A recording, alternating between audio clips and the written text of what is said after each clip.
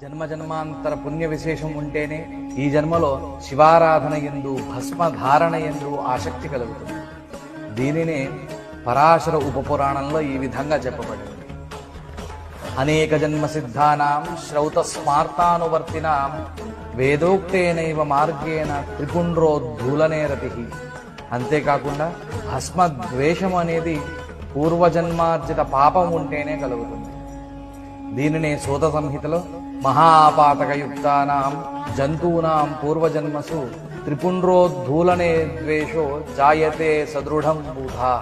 అంటే పూర్వజన్మలో పాపము చేసిన వారికి మాత్రమే భస్మధారణ యందు శివ ఆరాధన యందు ద్వేషం కలుగుతుంది.